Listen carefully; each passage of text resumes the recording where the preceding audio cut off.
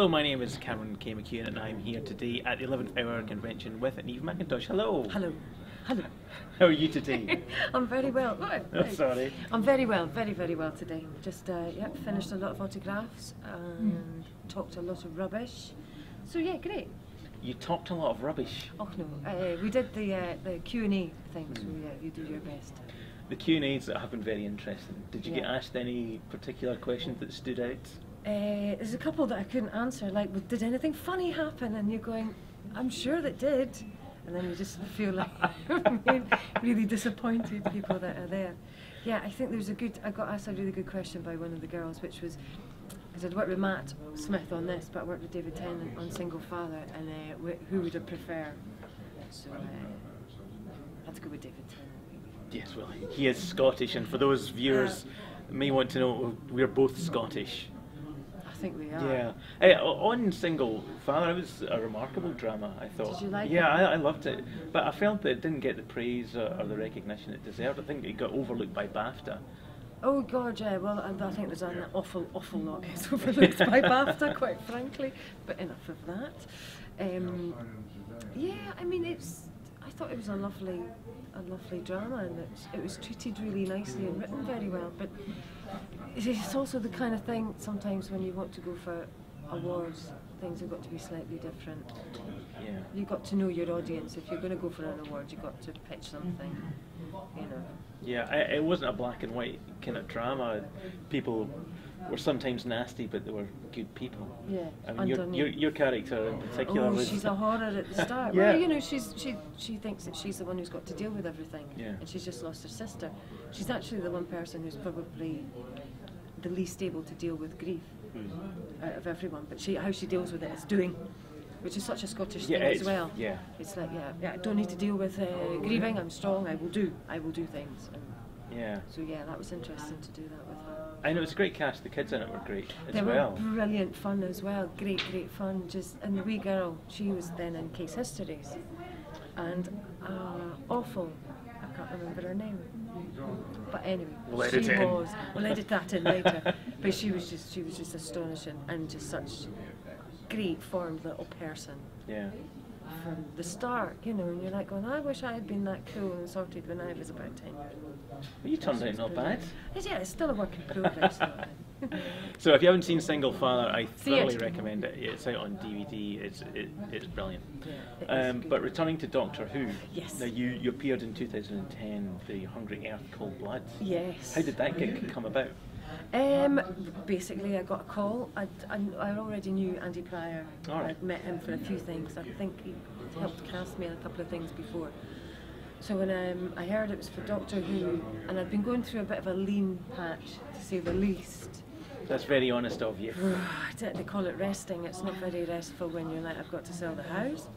But anyway, it's not. It never got as bad as that. But so I got called to go in and read for both these parts. I already knew they were going to be Silurians, but I didn't know what type. I only knew the original John Pertwee Silurians. So I just kind of got what I could out of what sort of pages they'd given me for it. Went in, did it. Thought I did really abysmally badly. They showed me this beautiful sort of picture of what Alaya was going to look like and stuff, and it's very sexy and stuff like that. I almost got that, but but yeah, greatly to my surprise, they gave me the job. Yeah, that's a very Scottish thing. It was very much to my surprise, but I don't know, it's one of those things, so I like every time I come out of the Spotlight offices thinking that I did really badly, and honestly thinking that I did badly in an audition. I seem to kind of get it, so the more the merrier. So you were familiar with the Silurians then? You mentioned John Pertwee. Yeah, because I mean, I was growing up as a kid. That was our Saturday night, because you either had whatever was on Saturday before, like Wonder Woman, depending on what time of year it was, or $6 Million Man and stuff. But always after that, you had Doctor Who, and that was the time to hang out. For me, I actually got the chance on set. Davey, who did my makeup, he took me into one of the other studios and he went, Neve, come here, do you want to see this? And because I was already made up and stuff and I had my ray gun, I was like, what are you doing, Davey? And he just pushed one of the new Daleks out from behind the curtain, and I went, And there was so much hype behind it. It was amazing. I still felt like I was 5 years old going, yeah, a Genesis of the Daleks or something like that, yeah. Well, it's interesting because in those days it didn't seem like Doctor Who fandom had many girls watching, but now, as we've seen today at the convention, there's loads of girls that are interested. I think we were maybe I think a lot of girls did watch it, loads of my girlfriends. I suppose it was never expected to be something that a girl would take on, whereas now, you know. I certainly didn't know any girls watching Doctor Who when I was growing up. Oh my goodness, me and my brother, religiously. Yeah. Yeah. And then he got all the books, so I started reading all the books. Yeah. So when you knew there was going to be these Silurians, were they a monster you thought, yeah, this could really work? Yeah, well, I mean, because one of the things I was so excited about was getting the third eye, which is your sort of laser beam sonar, whatever it's meant to be. But and they didn't have that, and I was really disappointed at first that I didn't have it. I think it would just go and zap people, but they gave me the tongue, so I suppose that's a bit better. That was an interesting addition. I like that. They took away the eye, but they gave me a really good venomous tongue, which I think is very good for a Scotswoman. I think they come naturally sometimes. I wouldn't like to say. And you got to play two characters in that story. How did you approach playing two different characters? Just as you kind of would at any type, you know. I mean, with them being sort of lizards and the idea that there's a genetic string, so that everyone kind of looks the same, but with us being such close sisters, so it was. They shared a lot in their attitude towards humans and the apes, and that they were going to get back, but they just did it in different ways. So Alaya was very much a warrior. What I mainly did was I went straight out to HMV and bought David Attenborough's Life in Cold Blood, and just sat watching every lizard that I could possibly find on it, and see for movement and anything that you can use to put into that. So I kind of, by the end of it, came to the conclusion that I've said this before, and I kind of said it wrong, that a monitor lizard was good for Restac because they're really squared on and powerful, but something else newt-like, Alaya was a lot more she was slightly more of a ninja about the way that she went. A ninja? I think there was something, she was supposed to be running around in the dark and infiltrate them, but then she gets caught by the Doctor, so I made her much more, and I can't remember the name of the lizard that I chose for her. We'll just put it on was the bottom. One that, just we'll ticker tape it. I'll go home, watch it, and then send it on to you. But anyway, it was one that was a lot more, newtish, smaller, slighter, more snakish. So that was kind of when I got into that. When you saw the final product, as it were, how did it meet up to your expectations? Because especially in the second part, there's a lot of the city, the CG. The CGI was brilliant because that's what you don't see. I found it difficult sometimes watching because you've got everything in your head going, oh, it's going to be like this. And then you watch it and you go, I thought I was better than that. But I thought I was doing that way. But that's just the nature of, I think everyone feels that. But the CGI was brilliant, I thought. And I loved, because we went in near Swansea, and I can never remember the name of it. It's like a little mini, what's it called, Eden Project.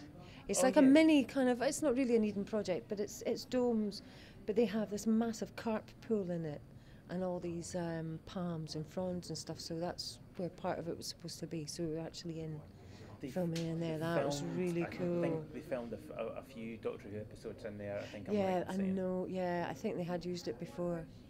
But it was great. I got to freak out because they had some lizards in cages and stuff. They had, my memory's awesome.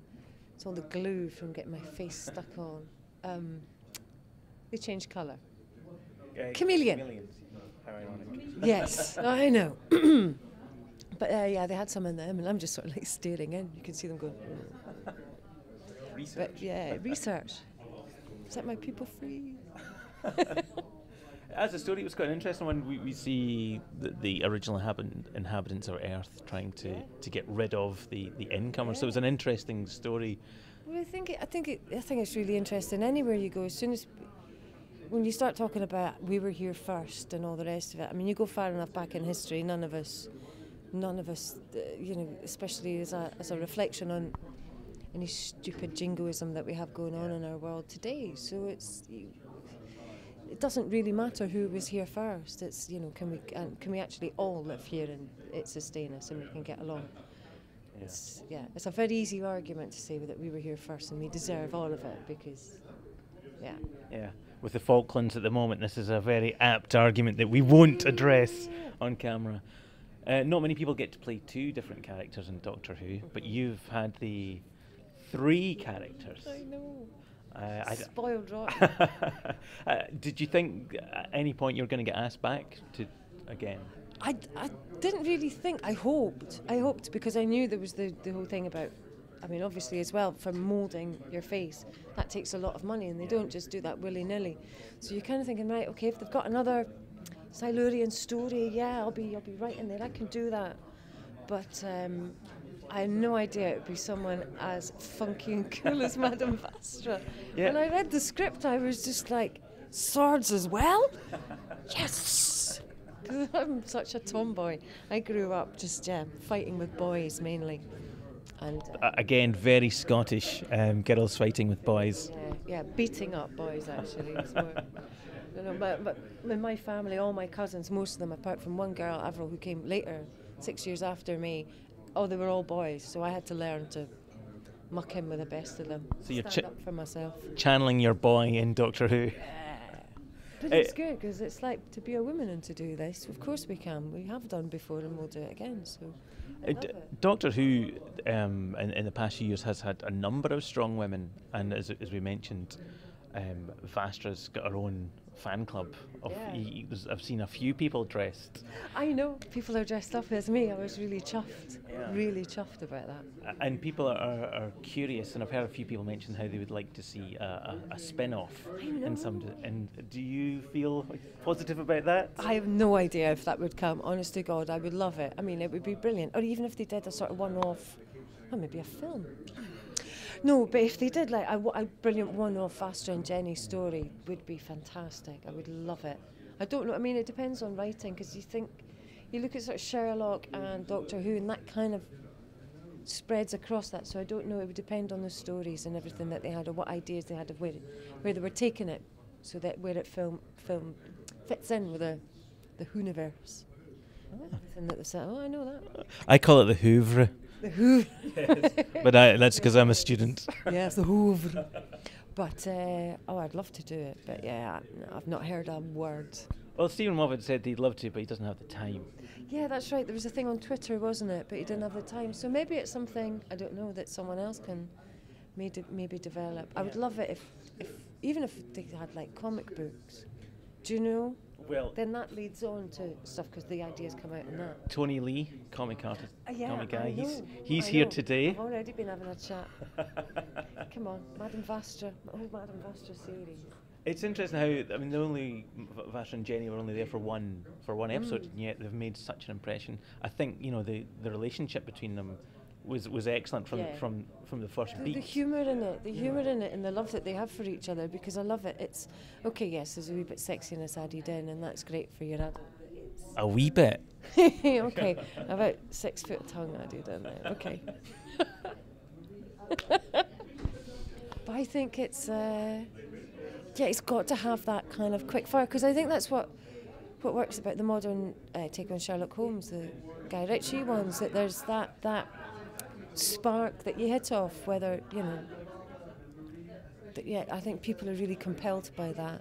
And so that would be the thing, if they were going to do more, or we were going to do anything else with it, it would need to keep that real kind of, that intelligent spark, I suppose that's what I'm trying to say. I suppose there's you could either have it in the Victorian setting or have them in space. You could have them anywhere, really, if you think about what... I mean, Vastra's well knowledgeable in a lot of technology and is teaching Jenny for a lot of it. So, I mean, you could have it that they go and start... Well, as I learned today, because I don't really follow Torchwood, it's not been one of my kind of things, so that Queen Victoria set Torchwood up and that she's a werewolf.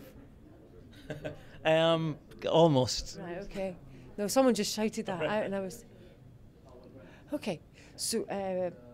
but yeah, so you could link up with that. You could transport them anywhere. Well, there is an analogy to be made with Torchwood, because there is a Victorian Torchwood and it was two women, and they were both very strong And there was a strong hint of a relationship between the two. Between the two as well. So there's a strong link there. Kind of, yeah, tipping the lizard velvet, something like that. We could call it. Wow. Yeah. So there's been no Madame Vastra figure at the moment. Now I want my 4th figure. I've got 3 already. I want a 4th. 3? Well, when they brought them out packaged, you had Silurian Warrior, which looks like me, which has got all the accoutrements, and then Alaya and Restac. So yeah, I count it as 3. So if the toy company character options are watching, Madame Vastra figure. I did see someone made their own. All right. They sort of improvised one of their own out of obviously an old Alaya, and then made the little costume to go around, and it was on eBay, I think, or something. I remember just seeing it and going, "That's so cute." It's on eBay for a £5 or something. Did you buy it? No, I didn't. We'll make sure we'll get someone to buy it for you. Yeah. So has your experience of the convention been a positive one so far? Oh yes, absolutely. Everyone's been lovely, actually. It's been great. It's not that you expect anything bad or anything, but everyone's really chatty, which is really nice. And I am a bit of a chatterbox. I love getting a bit of a good blether with folk. So blether for those outside Scotland. that's what it means. I am a blether, yeah. So do you do many conventions? Do you This is my 2nd. Right, okay. So yeah, this is my 2nd one. I haven't done any, one before this, that's it. Yeah. And so what are your plans now for the rest of the year? You've just finished Lip Service on BBC Three. Well, that's just been out. We filmed that last year. I've been mainly, my last couple of jobs, just doing theatre. Okay. So hopefully going to do some more theatre in Glasgow at the Auden Moor. Hopefully, if it pans out. And what else? There's something else. Well, you'll see me in New Tricks at some point. You're too young to be in New Tricks. Far too young. But it was great. No, I did it because I got one day's filming, but it was with Dennis Lawson and Dennis Waterman. What else can you do? It's got to be Dennis Waterman every time. Were you tempted to sing the theme tune? I was really tempted to sing the theme tune. No, but yeah, I could be so good for you. Yeah, no, I didn't do that. I didn't make a tit of myself. Probably best. I think so. Well, thank you very much for joining us, Neve. Very welcome. All the best, future, and bye for now. Bye-bye. Bye. I think it's a continuation. I think that each decade has a doctor for that decade, whether it be a 10-year decade or whether it spans a 20-year. I think it's each generation sort of has its own interpretation of the doctor, which is why the costume department and the art department are so vital to get the look. And Matt's particular look is very, very different to David's, which is very different to Chris's, which is very different to all of them. And I think that it's great to be reinterpreted and reimagined each season, as it were, of a new time for a new doctor. So, yeah, no, I think it's brilliant the way that it's been done.